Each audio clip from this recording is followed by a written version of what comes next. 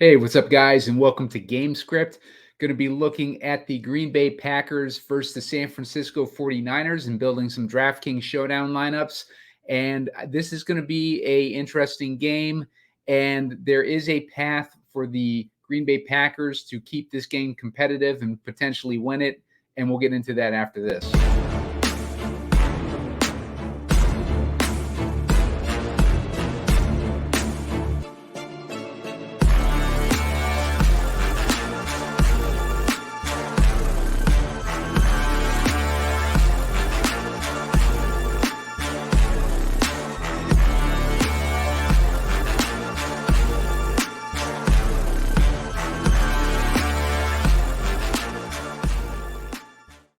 What's up, guys? Simon Edwards at Pumacom here with Heat Seeker Sports, and you're watching Gamescript. Today's episode, I'm going to be going over the Green Bay Packers versus 49ers game, San Francisco 49ers. They're playing in San Francisco with a 50.5 point total, and Green Bay are 10-point dogs in this one. But there is some hope for Green Bay to find a way against this San Francisco defense, and I'll get into that in a second. Just make sure to hit that like button. Looking for 15 likes so I can put out a shorter video later on. Was not able to get a shorter video earlier on for my previous game, even though you guys hit that 15 likes. It was a fender bender in a ice coated streets of my neighborhood. So I was stuck dealing with that for about an hour. So I was not able to get my video done. But get me 15 likes on this one, and I'll get a video out before this 49ers game starts. Now, also looking for subscribers to the YouTube page. I'm at about 440. I'm looking for about 500 before the end of this season, before the end of the playoffs. So I'm about 60 short of that. So appreciate any help with getting to that 500 mark. And also sign up for an Underdog account using the promo code SEEK, SEEK. And they will match you up to $100 on your first deposit. You're going to want to do that. It's hard to get free money with these DFS companies these days, so you definitely want to take advantage of that. And on top of that, if you hit me up on Twitter, I will send you my best ball playoff best ball rankings for the conference championships. So just make sure to get me a email to my Twitter account at Pumacom. You can DM me there. My DMs are open, so you can feel free to reach out there. So this game is, they got San Francisco as heavy favorites in this game. Green Bay's been playing really well lately. Jordan Love's probably one of the hottest passers in the game right now, and it's going to be a tough one for Green Bay. They are going to be playing in San Francisco, like I mentioned, but they've had some success against San Francisco in the past with LaFleur as their coach. LaFleur has a background with Kyle Shanahan, so there's a relationship there. But this is the type of game where I think everybody is kind of writing off Green Bay. You can tell that by the spread of 10 points. But Green Bay does have a path. I've been doing a little bit of digging, and I found an interesting Warren Sharp take on that game that I felt was pretty interesting, and I'll get right into that. Warren Sharp mentioned that the 49ers versus outside zone rushing are 31st in the league in yards per carry, EPA, and explosive run rate. That's important because Aaron Jones runs 40% of his runs from outside zone. So that is very interesting in the matchup for the running backs because San Francisco has been dominant against the run this season.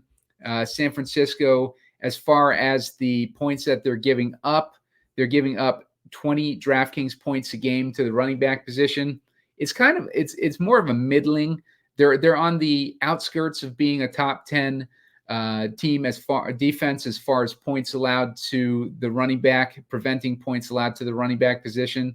So it's not a horrible matchup for Green Bay, but it also, considering the outside zone rushing tendencies of Green Bay versus the defensive tendencies to defend outside zone of San Francisco, that's going to open up the run game for Green Bay, which is what they're going to need in order to compete in this game. So we'll come up with a alternative game script a little bit later on. But first, let's take a look at this player pool and see which direction some of these players we can be leaning on here. Christian McCaffrey is obviously going to be the most popular guy in the slate. Good reason for that. He has the most raw points upside. He's also going to be expensive. I would imagine he'll probably be the highest owned captain too. And, I would not shy away from using him in the captain, like depending on how the lineup comes together. We'll take a look at some builds in a minute. But Christian McCaffrey, you can see his last few games, only 13 DraftKings points against Washington, but he only had 14 rushing attempts and 5 targets in that one. Well, I mean, that's a pretty significant workload. So he only had 13 against Washington. He had 28 against Baltimore. He had 44.7 DraftKings points against Arizona, 19 against Seattle, 22 versus Philadelphia, 33. He's just been a stud. I mean, you guys get the picture with him. And it's been another big year for McCaffrey. He stayed healthy throughout most of the year. He had a calf injury that, is a little bit concerning, but he's also had nearly 3 weeks off of rest. He didn't play week 18, and they had the bye week for the wild card round. So he hasn't played in a few weeks. Surely that calf injury is feeling much better at this point, and Christian McCaffrey is a green light at 12-2 on DraftKings. Deebo Samuel is a guy that I kind of torn between Deebo Samuel and Brandon Aiyuk as my favorite on this slate. Deebo Samuel has been on a tear recently, though. You can see started right around week 12 against Seattle, 22 points, 38.8 points, 37 points, 22 points. Had a slow game against Baltimore, but then he had 18 DraftKings points against Washington. So Deebo has had a year similar to what he had a couple years ago when we were all rushing to draft him the following year in best ball. And Deebo has a good matchup in this one as well. As far as Deebo goes, he is the primary target in cover 4 situations, and the Packers' primary coverages are cover 1 and cover 4. That information is courtesy of Jordan Vanek of 33rd Team. Go check out his article there. It's a free article. He has a breakdown of all these games where he kind of breaks down, players versus certain coverages and stuff. And, I like using those articles for, getting an idea of tiebreakers for wide receivers. If I notice that, a couple wide receivers have a really good matchup, and then I'm looking to see, okay, so what coverage does the defense primarily use, and which wide receivers primarily benefit from the type of coverage the defense is running. Like a good source to find out that type of information is 33rd Team. Josh Larkey runs the fantasy over there, and he's really good at what he does. And Jordan Vanek is the guy that puts out a lot of these types of articles, specifically focusing on those types of defenses and the way that wide receivers perform against them. So I highly recommend checking that out. We'll move on to the next guy, Brock Purdy. Brock Purdy is in a good spot. He has good matchup. He's rested. He's got that 3 weeks of rest. And as far as points allowed, Green Bay's been giving up about 17.7 DraftKings points a game to the quarterback position, 26 DraftKings points a game to the slot. That's another reason why I like Deebo Samuel. He's running 29% of his routes from the slot. The only guy who runs more is Juwan Jennings, but I am thinking that Deebo Samuel will be getting more of a heavy slot exposure in this game. So I like Deebo Samuel in this matchup, and I like Brock Purdy in this matchup. Another thing to mention is that Brandon Aiyuk is the guy that benefits when facing blitzes. Brandon Aiyuk is the guy that Brock Purdy tends to target when he's facing blitzes. And and take a look real quick and see what kind of blitz matchup Brock Purdy is going to have in this one. The opponents only blitz 22.9% of the time. So that is not a huge blitz rate. So Brock Purdy is not going to be dealing with the blitz too much. But when he is facing the blitz, he makes 70% of his completions. So that's going to be, like a situation that would benefit Brandon Aiyuk if they were blitzing, but they're not going to be blitzing a ton if their previous tendencies happen with Green Bay's defense. So that's another reason why I lean a little bit more towards Deebo Samuel in this one.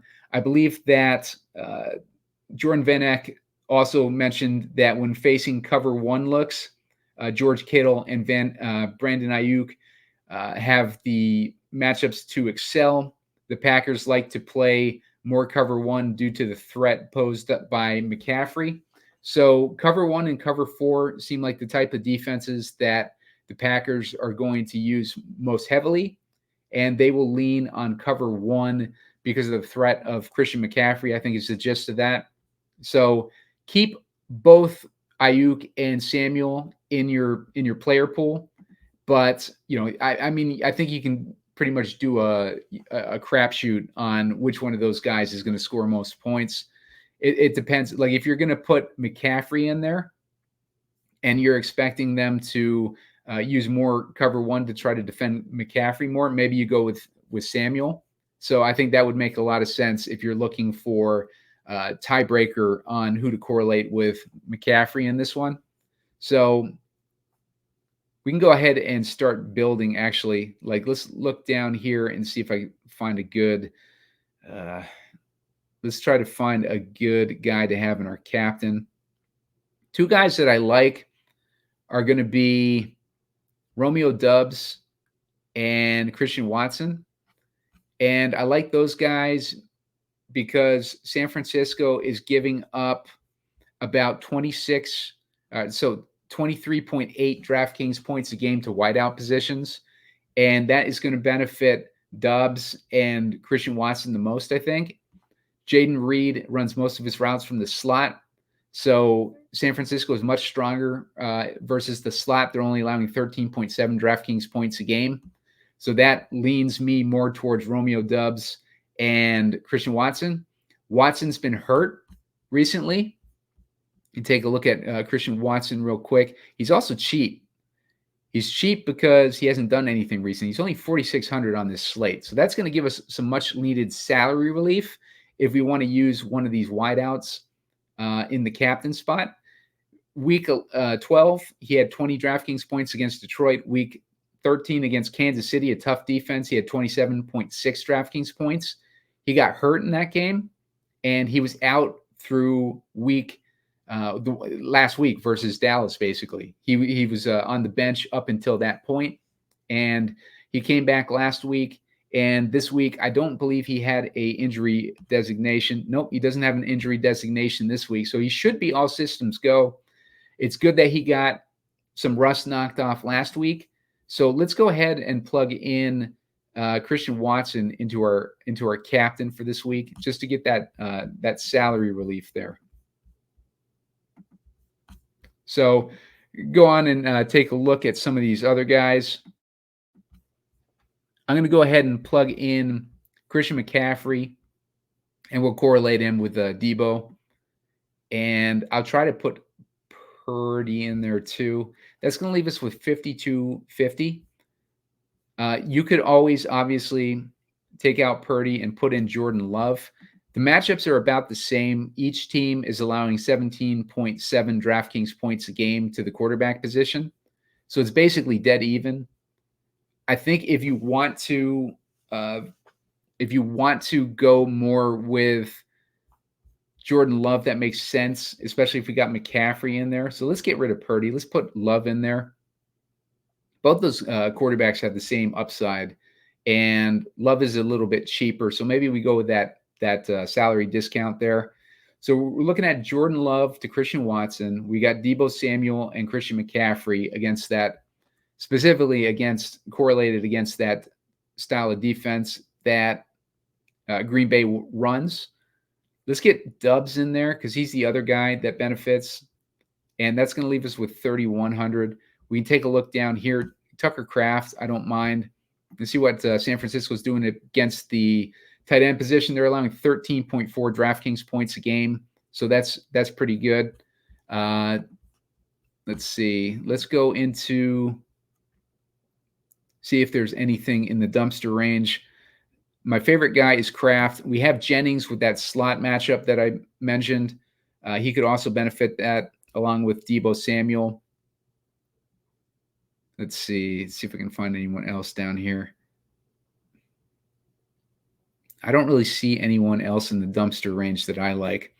So get into some more of these plays here. Aaron Jones, like I mentioned, I like him in scripts where we're going to have the Green Bay guys be competitive. He's at 9,400. So maybe instead of Dubs, we try to put in Jones and get that script going a little bit. That leaves us with 1,900. Leaves us with Jordan Mason, Ronnie Bell. Not a whole lot. So there's not a lot of interesting stuff there. So let's keep breaking this down a little bit. We go into Brandon Aiyuk. I mentioned him earlier.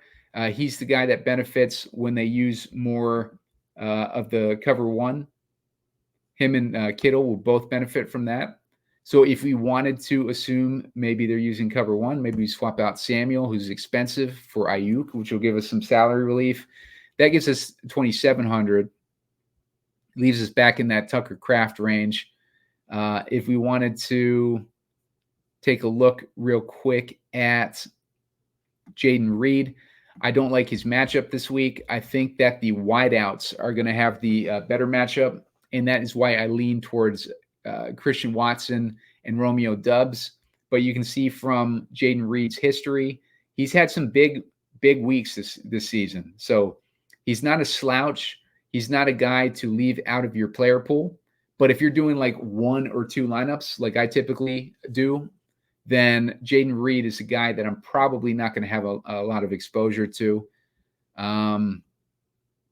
If we're looking down even further, we got Dubs, who I talked about. We got Wicks is another guy that should benefit from the wideout weakness that of the San Francisco defense. Wicks last week had a touchdown. He only had 2 targets with Christian Watson back. I think with Christian Watson back, that's gonna hurt Wicks probably more than anyone. And I do like Christian Watson significantly more, especially this week. I think they're going to lean on Christian Watson this week, but don't write off Wicks. I think he's a guy that you can rotate in. Let's take a look at the kickers. Moody has not done a ton. Looks like they are not relying on him a ton. He's a rookie. I think they drafted him this year. They got a lot of comments for drafting a kicker in the draft. I think he was like in a 3rd round pick or something like that too. And he's been disappointing. He's missed. There's been a few where he missed, few important field goals that he missed. So, they might be a little bit skittish about him, honestly. If you look down towards, let's see, it looks like he got versus Cleveland, he had 3 field goal attempts. He only hit 1 of them. And the following week, he had 2 field goal attempts, only hit 1. Doesn't look like he's missed any since then. Let's see what he's done for extra points. He missed an extra point last week. Other than that, he's mostly hit them all. But he's kind of a rookie kicker. So take your opinion on that. Moody, I don't think you take him out of the player pool. Carlson is the other one. He's struggled a lot this year too. He missed a field goal a couple weeks ago versus Chicago. He missed one versus the Giants. He went for a stretch there where he missed a couple of them. So he's been up and down this season, but he's not a lock by any means either. but he has had at least a few good weeks in there. So don't write him off either. Use him more as a rotational guy. I think I'm using the kickers this week more as rotational guys as opposed to trying to lock them in or anything. 49ers defense will be in play. They're playing against a Packers team, which is going to have to be aggressive, and aggressive can lead to mistakes. They've had a few weeks where they scored double-digit points, so they're definitely in play. As far as Luke Musgrave, he came back a couple weeks ago, and he got 14 DraftKings points last week. So he had 3 targets, caught 3, all 3 of them. Let's compare that to Tucker Kraft. Last week, Tucker Kraft also had 3 targets. He caught 2 of them. So they got equal targets last week. Not sure which way that they're going to lean now that Musgrave is back. Musgrave was a highly drafted guy, and Kraft is also a rookie this year. But Musgrave was one of the guys that had big expectations coming into the season. Kraft did very well, though, with Musgrave out. He had a few breakout games. Packers defense, Brock Purdy is not bulletproof. He's had some games where he's been rattled. He's had some really bad games. But with the Packers D, you see 15 DraftKings points in week 1. They had 12 versus the Rams.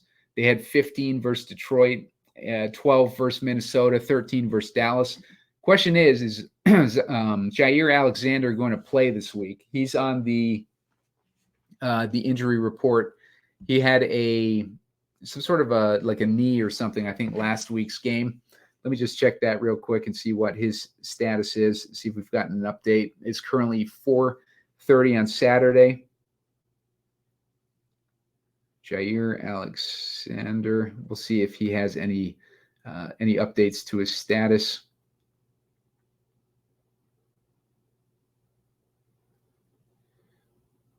Not seeing any confirmation that he's playing yet.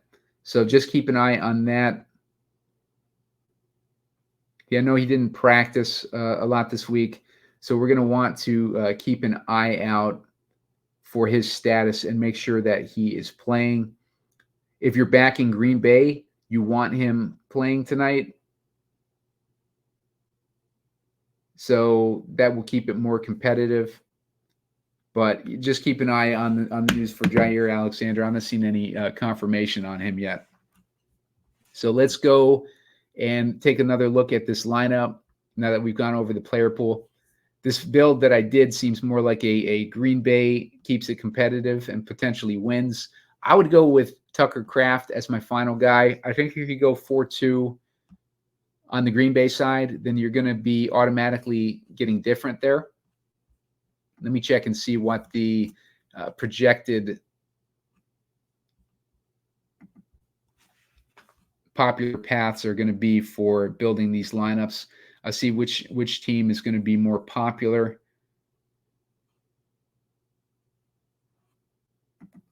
Let me take a look and see what the ownership projection is there. As far as the team that people are going to lean on, it looks like the 4-2 San Francisco builds will be the most popular. 4-2 Green Bay builds are going to be at about 14%. And as you can see, the lineup that I just built, just kind of naturally, went towards a 4-2 Green Bay build. I think if Green Bay can keep this game competitive, doesn't necessarily say that they're going to win the game on this build, but this game says that it's going to be competitive. And a lot of people are writing off Green Bay with that 10-point spread. Green Bay's explosive offense, we've seen it all season, or at least for the second half of the season. We saw it last week. And, there's a giant opportunity for Green Bay to pull off another upset here against San Francisco. It's not the first time these coaches have met. LaFleur has proven this season that he is a coach with some play calling ability. So let's see what happens in this game. Let's go ahead and build one more towards the favorite. I'm going to check out the optimizer and see which direction the optimizer is going to take us. So get an idea of what the projected optimal lineup is going to be here. Going to optimize that real quick. Looking at Christian McCaffrey as the captain. So we'll get him in there. These optimizers, if you're building a bunch of lineups, they're especially good for that, but they're also handy if you're trying to build, just a few lineups, because you can build about 150 of them and then just hand pick the ones that you like. That's typically what I do. Dontayvion Wicks they have in there.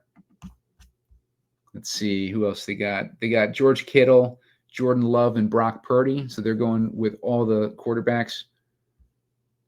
Love, Purdy,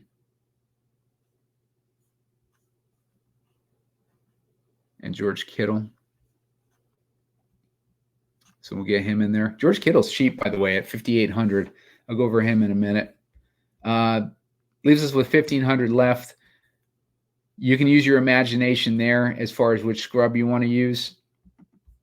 This Emmanuel Wilson guy, 8 attempts in last week for 20 yards. He filled in for A.J. Dillon. Let's see what A.J. Dillon's status is. He's still questionable. So we're not sure if A.J. Dillon, that's going to be an important one too for our Aaron Jones situation. So we'll see what happens there. But Emmanuel would be an option if A.J. Dillon is out. Then we got Ronnie Bell. Mentioned him a little bit earlier. Patrick Taylor, I guess he's fallen out of favor. He only had 3 attempts for 6 yards last week. So, yeah, so that Emmanuel Wilson is the guy that the optimizer is trying to get in. So I'm guessing that, his projection is, pretty high relative to these other guys in that range. So keep that in mind when you're building your lineup, if you're looking for something that in more of an optimizer direction. So we'll clear that out. Let's say that Kittle is benefiting from the cover 1 on this one. So let's get Kittle in there. Let's get McCaffrey in there. And let's say that Aiyuk is benefiting as well. So let's get Purdy in there. It's going to leave us with 9,500 left. As I mentioned, I like Watson this week. That's good because he's cheap. Gets us in a situation where we can put in the Niners defense. We can go for a Niners onslaught in this situation. We could put in Anders Carlson. Although I think if you have this many offensive weapons on the San Francisco side, then you're probably not going to be kicking many field goals if you're Green Bay. Luke Musgrave would probably be a better direction to go, or Tucker Kraft.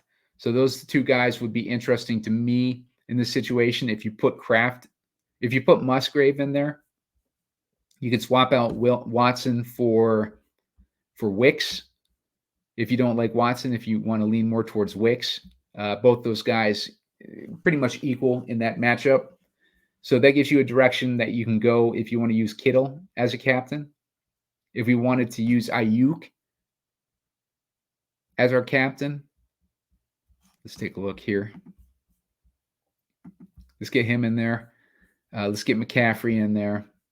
Let's get Kittle in there again. And let's go with Purdy. See where that leaves us. 3,800 per guy. If we wanted to do that and we wanted to get in Watson again, leaves us with 3K. So that puts you in Tucker Kraft territory again. It's another 4-2 build. I don't hate it. I don't hate going that direction. If you wanted to swap out, let's see. If you wanted to fade McCaffrey, let's say that McCaffrey isn't working. I think Deebo is a guy. Well, I think if we're fading McCaffrey, then we want Deebo in the captain. And so we got Purdy to Kittle and Deebo. Leaves us with 14K. So let's get Let's get Love in there. That's going to leave us 4,800. If you go that direction, then you have Wicks as an option. You have Carlson. You have Moody. I'm sorry, Wicks is not an option. Wicks would be priced out at that point. But you got Moody, Carlson, and Musgrave. So you have some options there.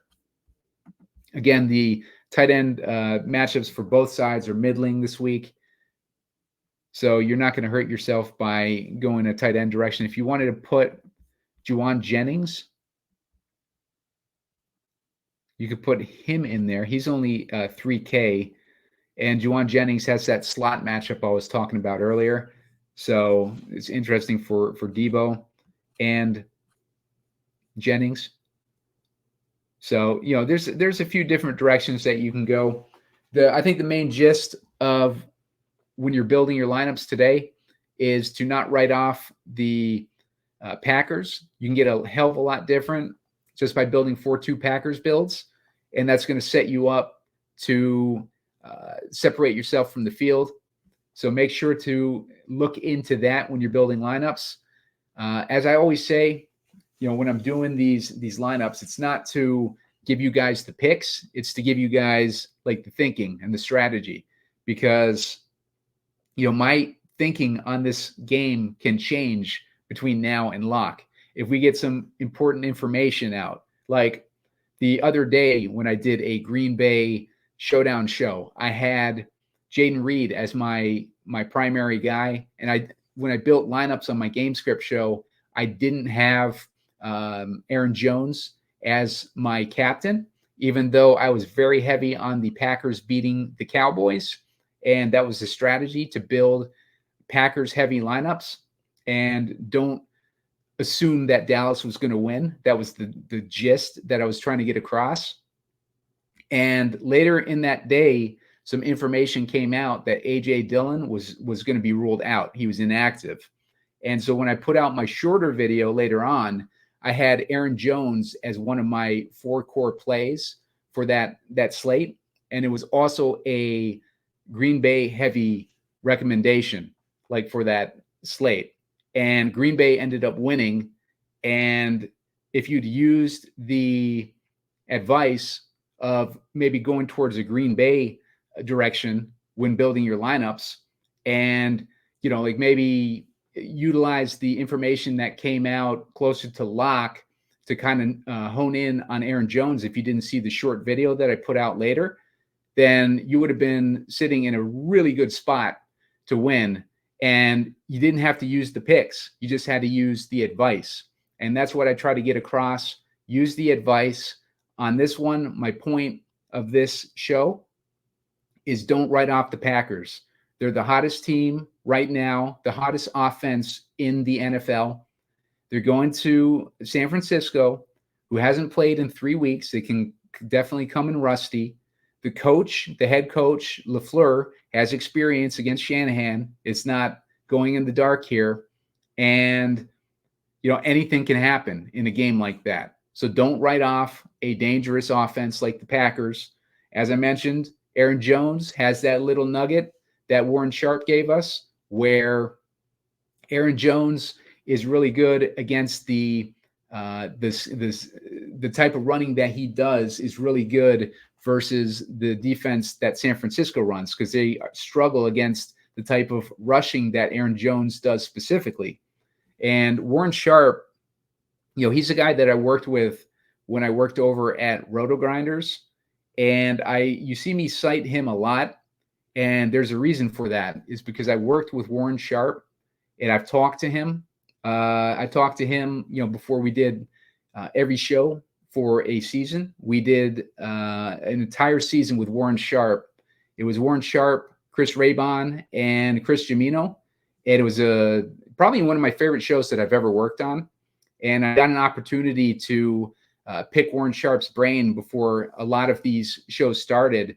And there was one week where, he recommended Zeke Elliott, because a certain running style that Zeke Elliott did was going to exploit a weakness in the defense. I can't remember what team they were playing that week, but it was going to exploit a weakness in the defense that he was running up against. And that defense was a really good defense versus the run. And nobody was going to play Zeke Elliott that week. So myself, Raybon, and Chris Jamino, we all got on Zeke Elliott because Warren Sharp, prior to the show starting and during the show and after the show, like he had us all sold on Zeke Elliott. Zeke Elliott ended up going off that week. He had a ton of points and ended up being a great freaking call and a great play. And ever since that show, just working with Warren Sharp on that show and getting to see how he analyzes and breaks down games, gave me a ton of, faith in what he says and, the types of calls that he makes and the research that he does. So that's why you see me cite Warren Sharp a lot. Rich Rebar is one of the guys that writes for him as well. And he worked on a few shows for Roto-Grinders as well. And he also is really good at what he does. So Sharp Football Analysis is probably, one of my primary sources of when I'm looking for information on these games, just because I know those guys and I know that they're legit. And I want to give you guys the best information and the nuggets that I can find. And, a lot of the nuggets that I find comes from guys like Warren Sharp and stuff like that. So just wanted to give you that information there. Make sure to hit like on the video, looking for 15 likes so I can put out a shorter video later on. Make sure to subscribe to the channel. I'm at 440 right now, I believe. I'm about 60 short of my goal of 500 before the end of the season. So help me out there and sign up for Underdog using the promo code SEEK, S-E-E-K. They're going to match you up to $100 on your first deposit for new accounts. On top of that, you can hit me up on Twitter at Pumacom. Send me a DM, and I'll send you my rankings. So until next time, guys, I will see you a little bit later on. I got the Tampa Bay game already posted for Gamescript. I did that with Spread the other day, and that's been posted, and you can check that out in the meantime. Thanks, guys.